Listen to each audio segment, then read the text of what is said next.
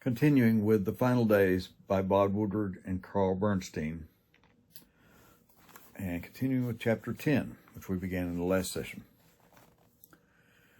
Disclosure of the conversation would do heavy damage to Haldeman and Ehrlichman, and this is when they're discussing, the president and his lawyers are discussing the disclosure of the conversation of April 14th with Haldeman and Ehrlichman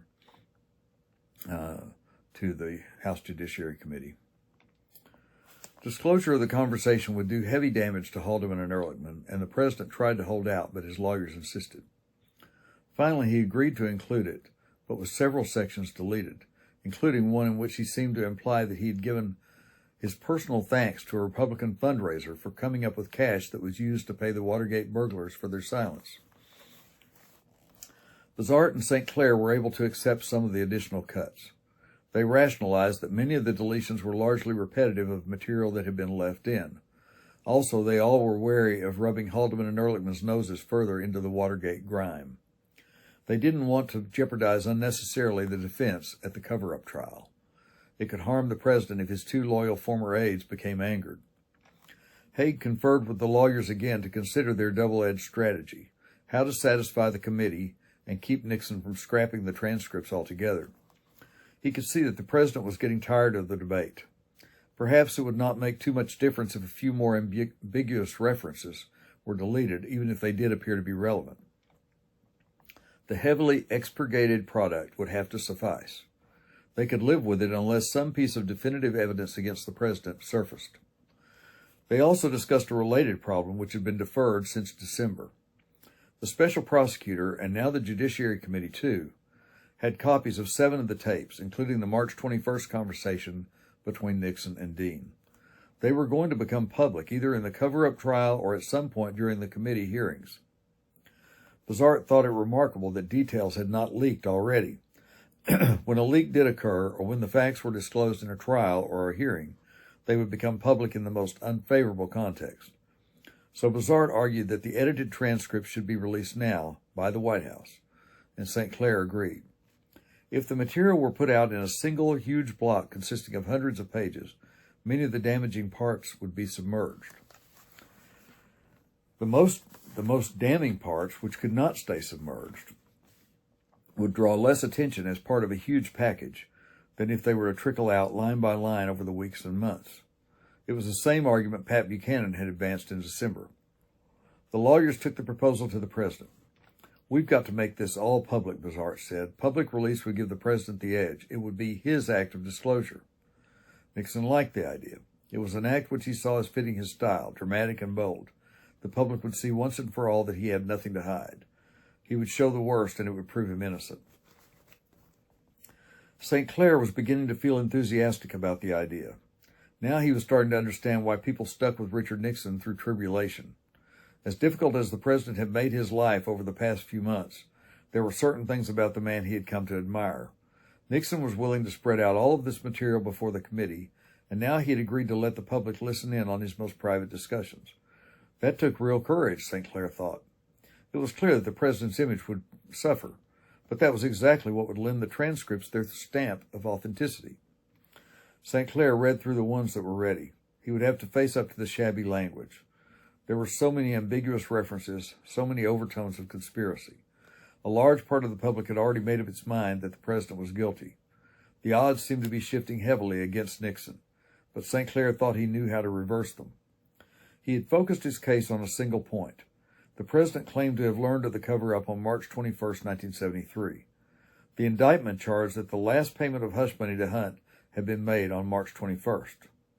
If St. Clair could convince the House Judiciary Committee that the president had not in fact learned of the cover-up until that day, then the president could not have been involved in obstructing justice.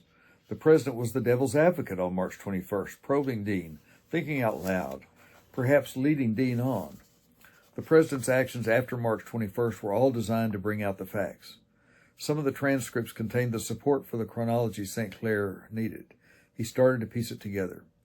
But one problem remained, the conversation of September 15, 1972, in which the president threatened to fire the chief of the IRS and George Shultz. Quote, He didn't get to be Secretary of the Treasury because he has nice blue eyes. Bizart had maneuvered successfully in November to claim that the passage was unrelated to Watergate. Oddly enough, the sleight of hand had worked. Sirica had withheld the conversation from the prosecutor. Bizart and Haig had been lucky once. They were doubtful that they could get away with it again. The risks were higher this time. There was no way they could claim that the conversation was unrelated to the committee's inquiry. It was clearly more pertinent to the committee's impeachment investigation than to Jaworski's criminal inquiry. It was definitive evidence of misuse of power, which was exactly what the impeachment process was constitutionally intended to remedy. Haig and the lawyers weighed the alternatives. To include that part of the conversation was to court impeachment, and to withhold it was perhaps even more dangerous. If Hutchinson or Rodino eventually obtained it, the injury would probably be fatal. To avoid the issue by withholding all transcripts prior to March 21st would leave the president vulnerable on the Ellsberg charge and support the notion that the cover-up was continuing even now. The committee already had a copy of the September 15th tape, sanitized cooperatively by Sirica. Withholding the pre-March 21st transcripts with non-offensive portions of the September 15th tape already in the committee's possession would make it clear to all that the president had something to hide. Haig and the lawyers saw only one acceptable choice. They would try the same ploy, release only the segment that related specifically to Watergate. But when they took their recommendation to the president, he came down on every side of the issue, moving back and forth, vacillating between unpleasant alternatives, wondering again whether he should tell the committee to go to hell or whether he should give them only the transcripts from March 21st on. Finally, he decided that the lawyers and Haig were right. They had to try the same trick that had fooled Sirica before. Still, Nixon emphasized to them he might yet change his mind and choose to release nothing. He was under heavy pressure from Ziegler to do just that. Even with all the deletions, Ziegler was fearful that the transcripts would bring them down. He was still arguing that the president had been merely thinking aloud, and that the transcripts would unfairly make it seem as if he had been participating in a crime. The committee and the public would form a dangerous and incorrect impression of the president's role. Haig and Bizart were afraid that Ziegler would prevail with the president, that Nixon either would throw out much of the material they had persuaded him to include, or would decide to provide nothing. They needed to get Ziegler off their backs. The general and the council decided to stage a piece of theater for his benefit. The scenario was played out in Haig's office. As Ziegler watched approvingly, Haig blasted Bizart and St. Clair. He accused them of interfering too goddamn much in the president's business.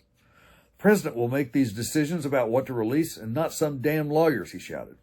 Ziegler nodded his encouragement. That was Bizart's cue. Neither St. Clair nor he, nor any lawyer, in fact, could stand for these deletions, he said. Though they worked for the White House, they were bound by legal ethics. Those ethics required that they certify that the president was making full disclosure consistent with the national interest. They must insist that the president's decisions be made on the basis of law, not public relations. The transcripts, as they now stood, demonstrated the president's innocence.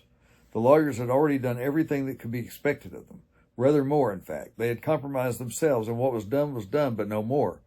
Bizart allowed Ziegler to form the impression that the president might find himself without lawyers unless he relented. Haig feigned exasperation. Bizart's position gave him no choice, he said. There would be no more deletions. Ziegler backed off for the moment. Clearly, Haig was doing all he could. That brings us to the end of chapter 10. I somehow was erroneous when I thought that it went on for 30 pages. So that brings us to the end of chapter 10. And so let's now move on to chapter 11 of The Final Days by Bob Woodward and Carl Bernstein. So that chapter was just about 15 pages, not 30.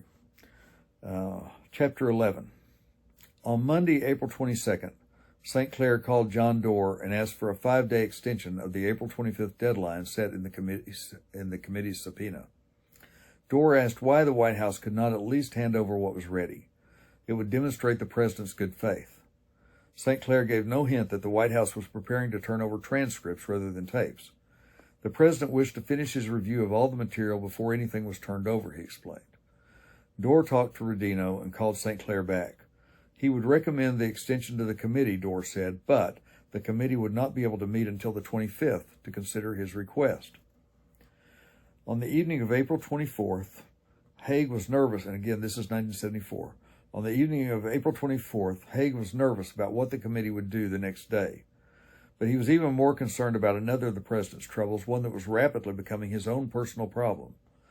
Haig called his old friend from Pentagon days in the Johnson administration, Joseph Califano, a prominent Washington attorney. Could they get together for dinner? Though Califano had been counsel to the Democratic National Committee at the time of the break-in, and with Edward Bennett Williams represented the Washington Post, Haig had stayed in close touch with him. Over dinner at Jean-Pierre, Haig explained his problem. The Senate Watergate Committee was calling him in to answer questions about Bebe Rebozo's receipt of $100,000 from Howard Hughes. Haig needed independent legal advice. Should he answer their questions, or should he invoke executive privilege, as the president and his lawyers were urging him to do? Haig knew that the president had previously waived executive privilege for any testimony involving alleged criminal conduct. Califano cut Haig's question short. Only the president, not his aides, could invoke executive privilege. He suggested that Haig position himself between the Watergate Committee and Nixon. If the president wanted executive privilege for Haig, make him ask for it by writing a letter to the committee.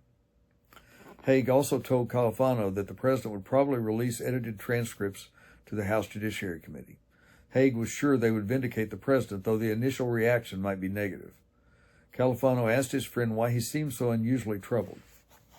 Haig said he was concerned about the world situation, the, quote, unraveling in Vietnam, the Middle East. I'm concerned about the president's ability to lead in a crisis. The transcript should help. The president is having difficulty dealing with these problems. He's distracted, spending so much time on Watergate. It's destroying his ability to lead. He's preoccupied. Califano believed his friend was holding something back. Clearly, Califano thought, Haig didn't believe Nixon was guilty of anything serious, but his manner indicated that he thought things were worse than he was willing to admit. We've got to get rid of the Watergate problem, Haig said. The next day, the 25th, the Judiciary Committee granted the president an extension until April 30th. In the White House, preparation of the transcripts continued frantically. Nixon's constant editing was making it doubtful that the deadline could be met. There wasn't time to retype all the pages, so many of them were only half filled and the others were cut and paste jobs, all of which called attention to the number and length of deletions. To prevent leaks and to keep the whole enterprise secret, the size of the group of people involved in the editing, transcribing, correcting, and photocopying have been kept small. Many of the secretaries were shocked at what the tapes revealed, and even more were shocked at the way the transcripts were being manhandled. Linda Zier was particularly upset. Why so many deletions? She asked Pamela Dallas as they left the office, exhausted, late one night. Tears were streaming down Zier's face. What would happen if the originals were revealed? Ziegler, too, was upset and was again wondering aloud whether anything should be released. He thought the lawyers were still leaving in too much, and he assigned his two personal assistants, Diane Sawyer and Frank Gannon, to review the editing and report back to him. Poring over the hundreds of transcript pages, Gannon and Sawyer were dismayed at the sloppy presentation. Lines spoken by the president were mistakenly divided and attributed in part to Ehrlichman. The same expletives were sometimes left in, sometimes deleted. Harmless characterizations were eliminated and damaging ones retained. Certain passages referred back to matters that had been excised. Such references stuck out like sore thumbs. They could not fail to convey the impression that the really damaging parts had been eliminated. As Sawyer and Gannon worked late the night of Friday the 26th, they pleaded for more time. A document that was to be used to defend a president against impeachment could not be released in this condition. The president was at Camp David making still more deletions. Ziegler took the request to Haig. The general explained that the lawyers were firm. They had already gotten one extension from the committee. Another was out of the question. No matter how sloppy the transcripts were, or how serious the inconsistencies and inaccuracies, the transcripts would have to reach the committee on the 30th. Tensions were growing. The lawyers resented what they regarded as interference from Sawyer and Gannon, more public relations veneer. Ziegler's aides resented the lawyers' objections, more legalisms. Gannon and Sawyer returned to their proofreading and editing. It was difficult to cast the transcripts into uniform presentation. The people who had prepared them had operated under vague instructions to delete impolite or tasteless phrases, and they had had varying standards.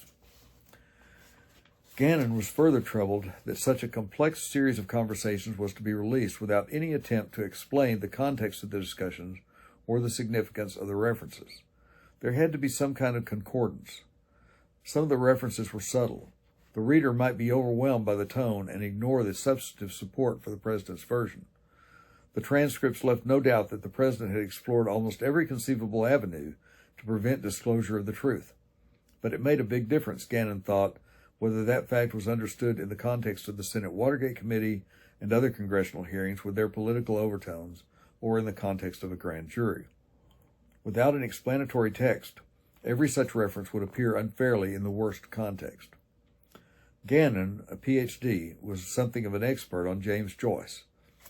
Parts of the transcripts, with their convoluted rhetoric and almost surrealistic thoughts, reminded him of Joyce's Ulysses, streams of presidential consciousness.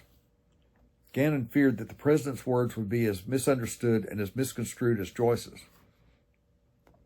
He wanted to write a commentary, a key that might unlock the meaning of the president's dialogues. Ziegler prevailed on St. Clair to let Gannon review the draft of the legal brief he was preparing and contribute suggestions.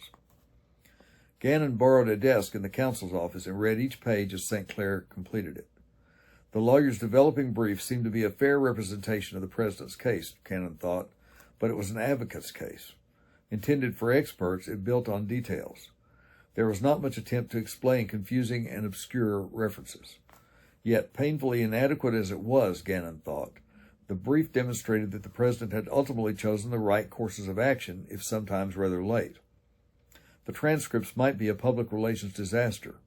They might be embarrassing and humiliating, but they would show the president technically innocent of violating the law. St. Clair and Gannon agreed about that.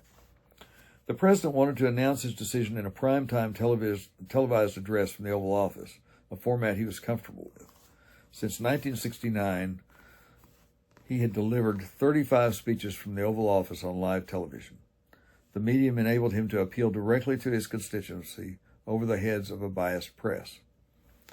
Haig thought the approach had been overused on Vietnam and its usefulness almost totally exhausted in Watergate. In front of the cameras, Nixon exuded self-righteousness, self-justification, self-pity. Nixon on television didn't sell anymore, Haig thought. He directed Ray Price, who was going to write the speech, to get copies of the transcripts from the lawyers. Price would have to find a way to put the tapes in some acceptable context. Price did not think the conversations in their edited form established conclusively whether or not the president had broken the law. They seemed ambiguous, but that was only part of the problem. He worried about the emotional impact the transcripts were certain to elicit. They shattered the accepted mythology of the president, and certainly of this president. He was not shocked, however. As he read, Price jotted down some thoughts. These were tactical discussions among people who were caught in a situation each one was convinced was not of his own making. Particularly the president, Price reasoned. He doubted that anyone involved in those discussions knew the whole truth then or now. Watergate was like a hot potato, he thought. When the president realized it was in his hands, he had looked desperately for a way to get rid of it without creating a governmental crisis and bringing down his whole administration. Yes, the president was wrong at some critical junctures, Price thought, but the conversations had to be understood in the context of the presidency, of Nixon's enemies, of Nixon's aspirations for the country. Nothing was black or white ethically. The president had always weighed the effect of his actions in Watergate against the larger interests of national security, ending the war, winning the peace, keeping the government strong and functioning. Those might not be the concerns of the House Judiciary Committee or the Special Prosecutor's Office, but Price was certain they had guided the president. On Saturday, April 27th, Price flew to Camp David to work with Nixon on the speech. He had already circulated a third draft to the inner circle, Haig, Ziegler, and the lawyers. They were pleased, but they still did not know if there would be a speech. The president was continuing to examine all his options, Haig said. Price met with the president that afternoon. Nixon was editing transcripts. He seemed to be leaning toward a final decision to release them. At least that would enable him to lay it all out from his perspective, he said, before other people laid it out from theirs. He wanted to stamp his interpretation on it. He was hopeful, Nixon said. There was little else he could do under the circumstances, but he had no illusions that releasing the transcripts would sweep everything away. Price went to his office in Sycamore Cabin and began incorporating some of the president's handwritten additions into the text. He worked late into the night, breaking only once for an hour's nap and missing that evening's movie in Laurel Lodge, Magnum Force. On Sunday, he conferred by phone several more times with the president on final revisions.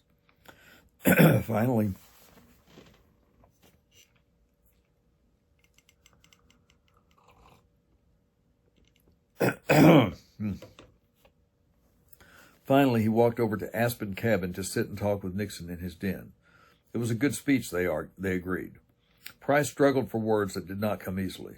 Mr. President, I've never admired you more than for the way you've held up under the pressure this past year. The president seemed embarrassed and uncomfortable. He acknowledged that there had been pressure. It had been immense, he said, but he could take the pressure personally. A lot of it came from the same old crowd, those who had been out to get him for 25 years. But the pressure was keeping him from doing what he wanted to do, from doing things that were really important for the country. Price was struck by the thought of how much more important it was to have this man around than to worry about who had bugged the Democratic chairman's phone. He knew it sounded simplistic, but wasn't it really more important to prevent World War III and maybe a depression than to destroy this man for something so silly, so insignificant as Watergate? We've got to put Watergate behind us, Nixon said. Price had heard him say the same thing many times before, but this time the words were conveyed with more emotion than perhaps anything he'd ever heard the president say. And we've topped the 20-minute mark, actually the 22-minute mark, so we're going to stop there. And in the next session, we'll continue in Chapter 11 of The Final Days by Bob Woodward and Carl Bernstein. Thank you for watching.